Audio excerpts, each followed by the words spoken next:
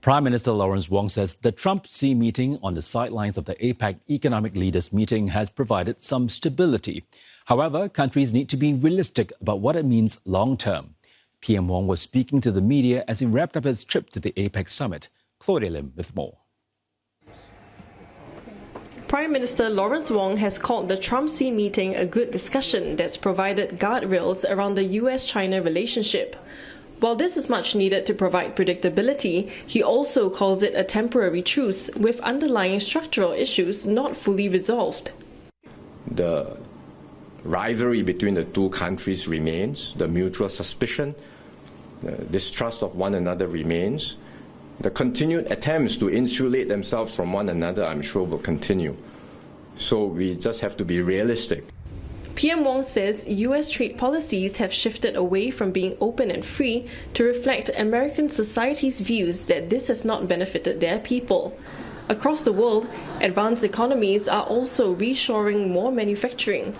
More concerns over technology and security have also led to more trade barriers being put up. Still, PM Wong says Singapore must continue to support APEC and trade. It's still very good that in this APEC meeting, we were able to achieve a consensus amongst the leaders and the ministers on the direction forward for APEC. That is generally still pro-trade, despite all the different modifiers. And this is important for Singapore because we are such a trade-reliant and trade-dependent economy.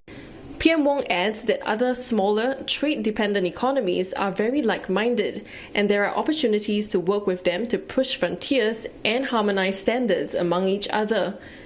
This can reduce compliance costs and in turn facilitate trade and investment flows. Early in the morning, PM Wong also spoke on artificial intelligence as driving the next wave of growth at a session on preparing a future-ready Asia-Pacific. Firms in Singapore, whether large or small, have been transformed by the use of AI. Yet as it evolves, there will be risks just as there will be opportunities. Prime Minister Lawrence Wong's message to the APEC leaders is that collective step needs to be taken to both manage AI's development and unlock its potential. PM Wong called on APEC leaders to reskill or upskill workers to prepare their labour markets for AI. He said this must also come with building greater trust in the technology by ensuring it is developed responsibly. He also pushed for greater acceptance of AI and for APEC to keep data corridors open to better promote innovation. He closed by saying APEC can take the lead in all these areas and together ensure their people prosper. Claudia Lim, CNA, Gyeongju, South Korea. PM Wong then made his way to the capital Seoul, where he met overseas Singaporeans living in South Korea. Some 200 students, workers and families were present.